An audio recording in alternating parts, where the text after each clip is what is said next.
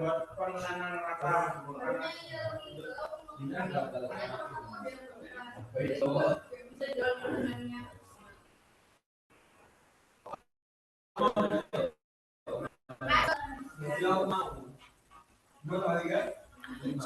warahmatullahi wabarakatuh.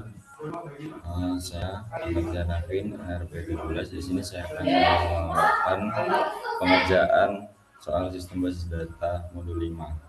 Nah, di sini adalah lanjutan dari database yang kemarin, yaitu tentang modul 5 Data Manipulation Language (DML).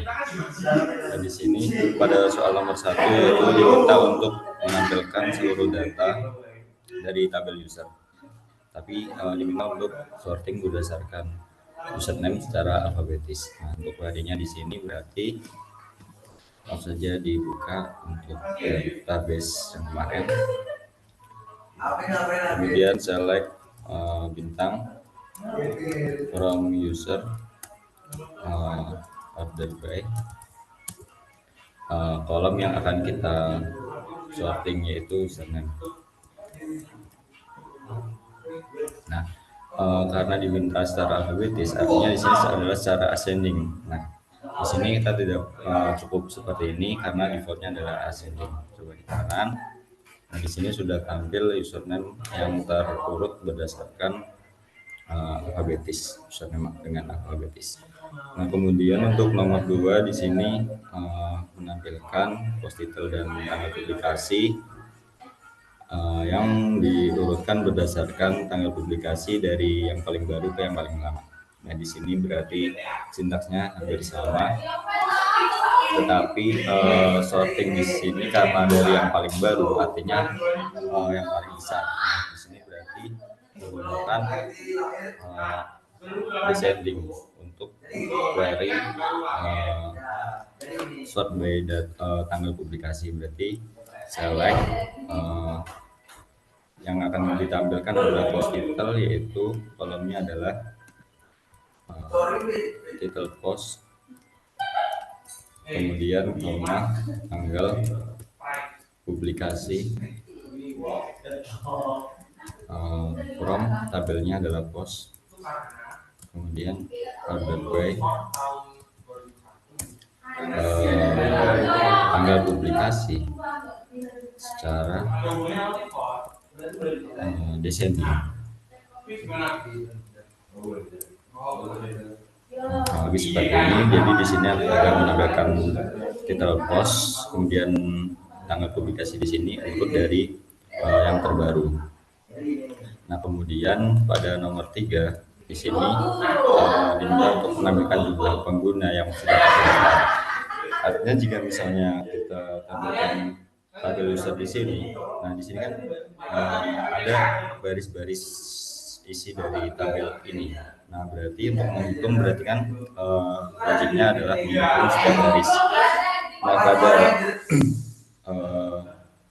SQL sendiri ada fungsi count untuk menghitung data dari tabel tersebut. Jadi tinggal menggunakan select, kemudian count bintang from tabelnya yaitu user, karena mau menghitung jumlah user yang sudah terdaftar. Nah, lebih seperti ini. Jika dilihat di sini sudah tampil angka 3, yaitu sama seperti jumlah data atau jumlah user yang sudah terdaftar. Nah, kemudian pada soal nomor 4 di sini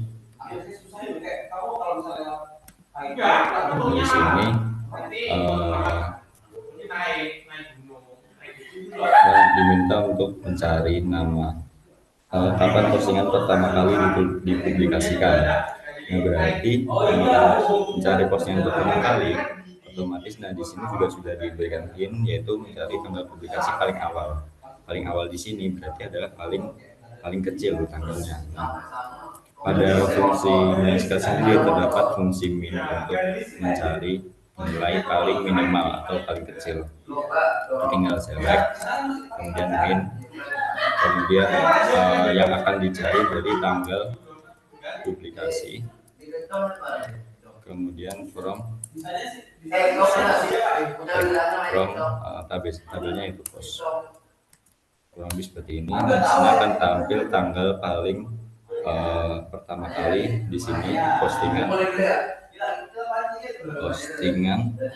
yang paling pertama, yaitu tanggal. Kemudian pada nomor 5, pada nomor 5 sini menampilkan jumlah total postingan yang telah dibuat. Nah, di sini sama diminta untuk menghitung jumlah postingan dalam tabel post, yaitu sama untuk nomor 3 untuk menghitung jumlah data yang ada pada tabel tersebut, yaitu select count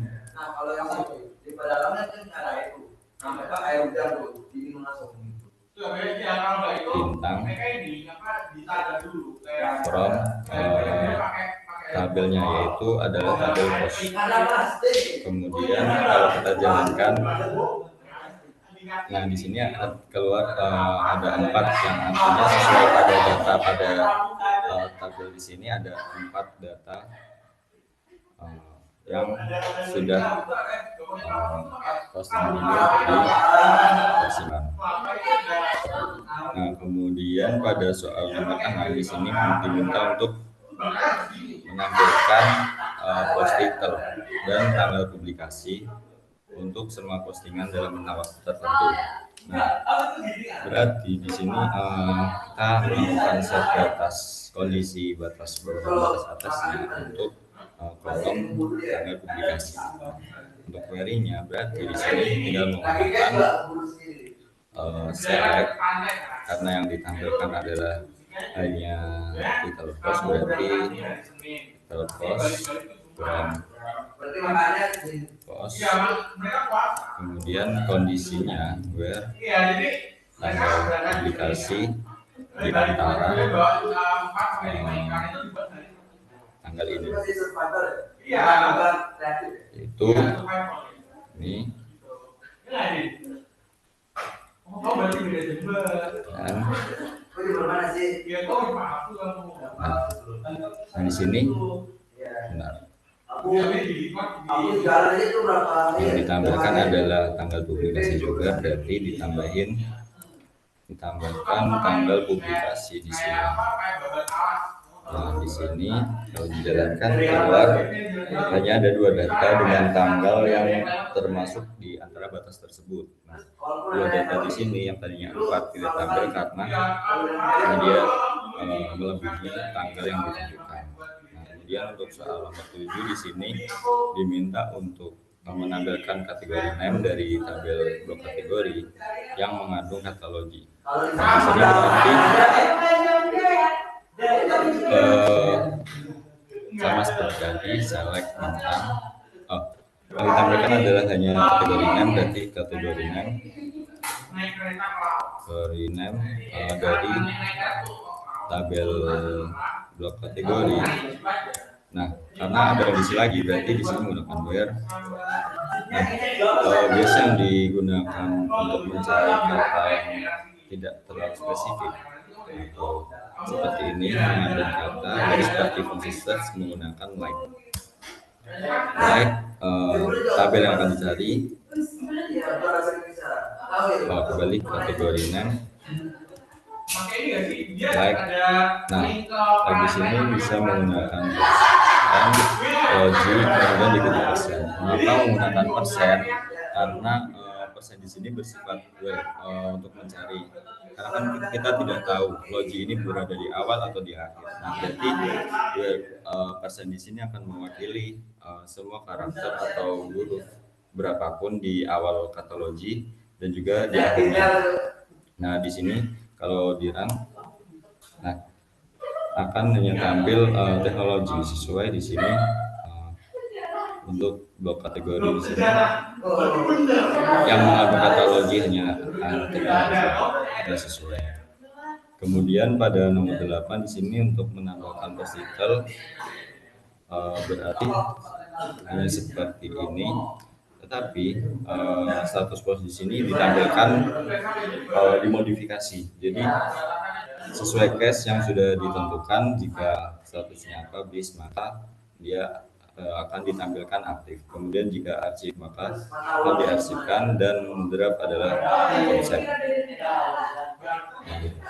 Kemudian merename kolom yang akan ditampilkan yaitu status post ini akan berubah menjadi status underscore deskriptif. Jadi untuk query-nya di sini bisa menggunakan sama select karena akan menampilkan title post seperti title post, kemudian kolom yang akan dimasukkan case-nya atau kondisinya yaitu case, tanggal publikasi, status post. Kemudian di sini adalah kondisinya ketika apa, maka jadi ketika dia nilainya adalah achieve, maka kemudian dia akan menampilkan diarsipkan. Kemudian dilakukan untuk semuanya ketika publish maka dia akan menampilkan dipublikasikan. Nah kemudian yang ketiga ketika dia draft maka akan menampilkan konsep. Nah kemudian karena kondisinya sudah semua, jadi tinggal diakhiri dengan kata n. Nah karena akan merename kolom berarti akan ditambahkan dengan as ke status deskriptif. Nah kemudian seperti biasa ditambahkan dari tabel postingannya yaitu tabel post. Dan kurang lebih seperti ini, coba di-run. Nah, di sini sudah tampil tabel post dan status deskriptif sesuai dengan tadi. Di sini harusnya publish, achieve, dan draft, dipublikasikan, diarsipkan, dan konsep. Nah kemudian untuk soal nomor 10 ini nomor 9 adalah menambahkan post title dan tanggal publikasi tetapi hanya dalam format akun. Nah, sama seperti yang sebelumnya tadi, yaitu menampilkan title post, kemudian tanggal publikasi postingan. Nah, tetapi karena di sini hanya dalam format tahun, kita bisa menggunakan fungsi year.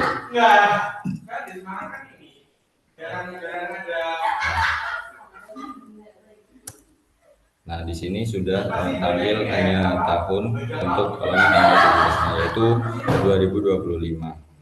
Nah, untuk soal nomor 10 ini sama seperti soal sebelumnya di sini, tetapi hanya mengeluarkan bulan dalam bentuk angka, berarti fungsi year di sini bisa kita ganti dengan month.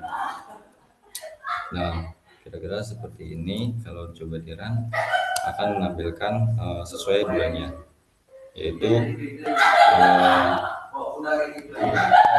tanggal 3 dan 4. Nah, untuk soal terakhir di sini untuk menampilkan berapa lama pengguna bergabung. Nah, berarti kita mencari selisih dari tanggal sekarang ke terakhir atau pada kolom registration date-nya. Nah, itu bisa menggunakan fungsi time div. Nah, karena di sini ada tanggal, bisa menggunakan fungsi div yaitu select menampilkan username saja, berarti select username. Kemudian yang dicari selisihnya yaitu adalah tanggal publikasi, registration date,